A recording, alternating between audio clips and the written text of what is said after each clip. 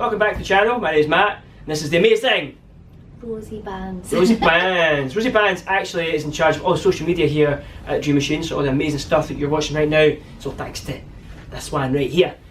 Although it's usually my ugly mug that's on it, but for once, breaking it up. So we just thought we would lead this chat, this vlog number 3, talking about our next upcoming show, which is in Christmas, which is called Snow Globe, A Christmas Story. Oh, I like it. So yeah, and so Rosie kind of leading on the kind of creative about it, and so maybe, I don't know, Yeah. what made you want to do that one? So I suppose, well, in the other life I'm a musician and a singer-songwriter, so in terms of the creative of the show, it's music and song mixed with visuals, because it's all happening in the dream room, which if you saw any of the other vlogs, and if you haven't, you can go and check them out right now. They're little walkthroughs, so you can see what happens in the dream room. It's a beautiful room that's got lots of projections, different kind of programmed lighting and ambisonics, so it's a really immersive experience being in there. So I thought that would be a good place to do like a kind of music. It's almost a little bit like a theatre show, like a gig slash theatre show, so somewhere in the middle. But in terms of the reasoning behind why a Christmas show, one, I love Christmas.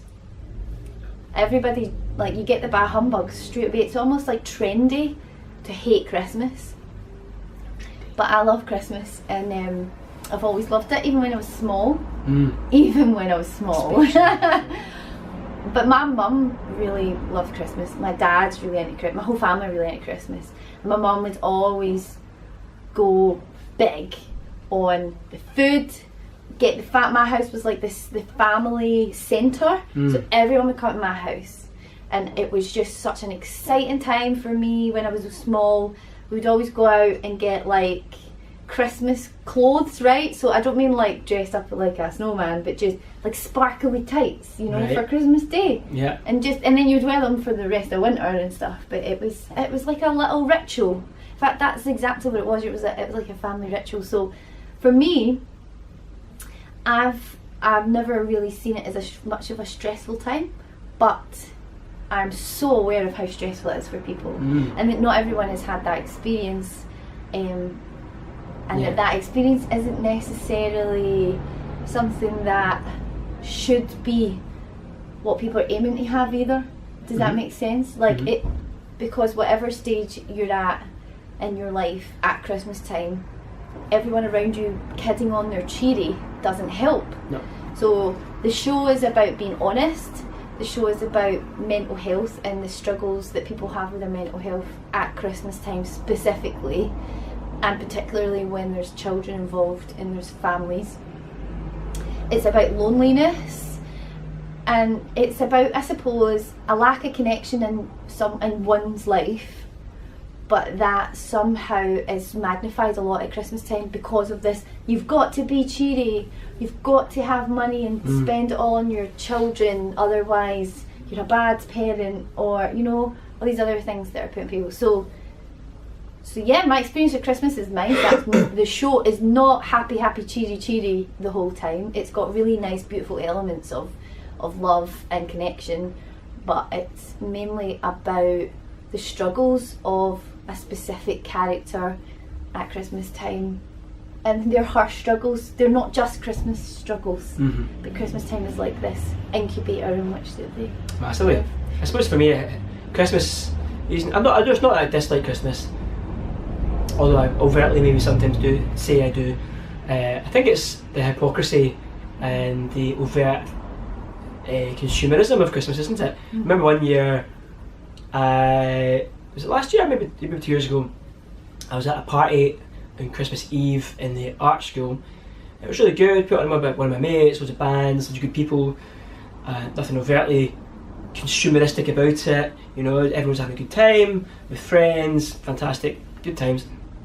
But even after that, so I'm not talking about, you know, the more extreme consumeristic elements of Christmas. Even within that, I remember leaving that event at whatever it was, 2 or 3 in the morning, and I walked outside to collect my bike, and in the bike rack across from the art school, within the bike, the spaces in between the bike kind of locks, there was a human being was just there, trying to sleep, trying to get some warmth, trying to use a really thin blanket to get some sleep, and that moment really, for me, capitulated, kind of emphasised exactly what can become the hypocrisy of that time of year. It's the hypocrisy of all time of year. I mean, that guy's trying to sleep all time of year. The fact is that Christmas doesn't change that. But then that for me kind of exaggerates a lot of the hypocrisies of that time of year, that when we talk about these messages of goodwill and joy for all, it excludes a lot of people. And kind of what your show's portraying is that time of year can be stressful. It can be the antithesis of what we see in the adverts and what we see on the TV, and that we see in the programmes and the movies we watch, which is happy, jolly people generally living in big houses covered in snow with big extravagant light shows put outside, and they're sitting having big family dinners. That's not the reality for a lot of people at Christmas. I guess that's what your show's kind of about, isn't it? It's kind of and also that scene that you describe, which is so prevalent in movies about Christmas. No one around that table is talking about how they feel or are being vulnerable, and I think if we all could talk about, for example, that exact situation, I don't know how you feel, but I know if I'm walking down the street and I see someone in a situation like that, I feel a lot, and a lot of that is a sense of shame. I feel a sense of shame, and I feel like I'm part of the problem by being ignorant. And I want to be able to talk about that as well, but we don't talk about that. We just walk by, or I try and always say hello, or I sometimes say sorry, and then I check myself, go, why did I say sorry to that person? Imagine someone just walked past you and just said sorry to you all day. But it's right, like poverty. The thing is, at Christmas time as well, is in the show, a scene in the show is about all the impact that advertising and marketing and consumerism has on us all year round. It's a really high impact. And that messaging is really strong to children, really strong, and of course to adults too. But at Christmas, it's all kicked up 10 levels. And the lead up to Christmas, it is like you cannot get away from it, and I think that causes a lot of anxiety and panic and fear and stress in people, not just because they feel like they have to fit the narrative of the advertiser, i.e. buy this thing and you will be a better person, but also because physically you're now put in environments that are a lot busier. There's a lot more people around you, like shopping, and particularly if you're taking part and you are actually Christmas shopping, it's like doubly as busy. Everything's really a lot louder, like colours are a lot brighter, there's a lot more lights flashing, like literally your environment becomes saturated. And it's proven, and that's what the True Machine is all about. It's about coming into an environment where the environment impacts you on a physiological and neurological level, where you can actually relax because your environment is impacting you so much. So makes you feel safe, where it's the opposite in the shops, isn't it? Exactly. You got all these hands trying to like metaphysical and real, trying to grab you into these different horrible realms, and so they've got you on all sides. They've got you from the inside, because we live in a culture here in the West, in Glasgow or in the UK, wherever you are. If you're watching this and you're like privileged like us, to have access to the internet and everything else that comes with it, you are being targeted on the inside as well. You're being made to feel that you're not good enough and that you're not worthy enough, you don't have enough value through marketing and through advertising. And then at Christmas time they get you on the outside as well by bombarding your senses. And I mean, all of that's in the show, and again, like I say, there's this one character's experience, but the accumulative effect of that doesn't end on Boxing Day. It's not like, okay, Christmas is over now, so now we're not all stressed anymore. And it doesn't just begin in October, whenever they start, but Christmas is definitely a period of high rates of really poor mental ill health. Like, the statistics are really shocking. So I wanted to use art as a way to express all of that, kind of in a soft way though. It's a bit of a soothing balm to it, isn't it? It's a antithesis of that energy, isn't it? And we've got, I mean, A Christmas Story is like, it's like a British, I know I'm that word, the B word, but it is like a bit of an institution with Charles Dickens. Charles Dickens obviously has literally fooled us all into thinking that snowing Christmas is like a really normal thing when it's a really not normal thing, but that's how powerful the storytelling is.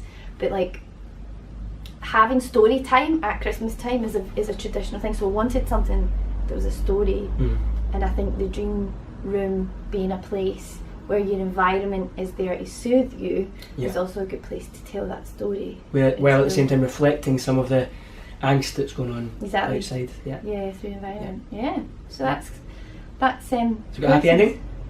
It's got, yes. That's good, happy ending. We like a happy ending at Christmas, don't we? But I think also like, I think it's realistic as well. And then also, I mean, a big part of the Dream Machine's beginnings, I suppose, stem from a sense of meditation. And that like, you can meditate alone, but you can also have an assisting environment to meditate within. And that it makes you, if you meditate, and if you're watching this and you've never meditated, then try it for a minute, literally 1 minute, because you really, one of the first things that I feel happens is you become aware of how much power you have inside yourself and how much peace you have inside yourself. And it's not always easy to access, but that, you know, when you're having all this bombardment from your outside, I'm someone that suffers a lot with anxiety, that my environment affects me so much, but there's things I can do to try and regain a sense of like balance and peace on the inside. And I think that's what the show kind of slightly feels like. But please come see it. It's on from the 7th to the 9th of December at the Dream Machine, 257 London Road. Got it in there. You'll be hearing a lot more about it over the next few weeks. And you'll be playing live in the show. Yeah, so the show is a live performance with myself singing and playing piano, and there'll be beautiful lights and projections, and it's just going to be really beautiful. It's going to be really lush and take you on a journey, a real life journey though, a journey of someone who could live next door, not like there's no ghosts involved, there's no Macaulay Culkins, there's no, although that would be really fun to do, but I was just being like, you know, the slapstick element. But Home Alone in the Carlton's going to be a whole different story than Home Alone. No social services involved. I don't know how he wasn't taken away from that family after the first film. I know. You know what I mean? You literally forgot your son. They're rich. They're like, oh well, they're rich, they're fine. Kevin! I mean, look how big that house was. What did that guy do for a living? I don't know what he'd done. Yeah. And why did he have time to make so many veins? And then it was like aunties and uncles lived with them and all that too, though. Yeah, was it? Yeah. Anyways, we digress. So yeah, you should come see the show. Come see the show. Snow Globe coming to Dream Machine very near you. Yeah. That is? Yeah, like sign off properly. So yes, if you're about at Christmas time, you should do that. But also what's happening that week is the Dream Room will be open to the public for the first time ever, like just open. So we're going to go from the 3rd to the 9th of December, and we're going to have a dream session, which I think we're calling a snow session. Snow sesh, yeah. Where you're going to come in, sit down or lie down, and let the room take you somewhere. So the room is going to have beautiful music playing that's going to be nice and ambient and relaxing, and also you will be experiencing different colours and different textures through the lights and the projections. And the whole point is, let's get away from that environment out there with all of the stress and the anxiety and the marketing and the everything else, and just let's come into somewhere you can just breathe a little bit again. And if you want to fall asleep, you can fall asleep. No one's going to sell you anything. No one's going to try and badger you about a message or just a space to relax for an hour. So that's the Monday all the way through to the Sunday. We're doing that every single day, and it's pay whatever you decide. So if you have, so it's free to what you use. Free, yeah, exactly. It's free, and if you've got anything you want to contribute, then do it. You can pay it forward to the next session. And you can come as many times as you want. Yeah, stay as long as you want or as short as you want. You can bring your kids, you can bring your granny, you can be a granny with kids, Be a granny with kids. You can be a kid Yeah. with a granny. And maybe if you're like Christmas shopping one afternoon, then it's a nice way to like get a little bit of space after all that craziness. Yeah. So feel free. And all we really ask is that if you do come down and you do enjoy it, that you tell someone about it or you speak about it somewhere. That's all. That Yeah. would be nice. And if that's us, that's great. If that's us, just let us know how you feel when you can get home and think about it. But yeah, that's what's happening. Yeah, I can't wait. It's Looking all forward to fun. it. Yeah, it's So- going to be fun. It's going to be our work between now and then. So, Christmas, Christmas, Christmas! Woohoo! So we'll see then. Santa hats! Look how happy you are. It's always great. Also, this is like we're talking about Christmas with the Yeah, most palm tree with the behind most us. Christmassy. Anyway, so that's us from Barbados. We will we'll see you back. Shining out! Okay. Bye. Cheerio!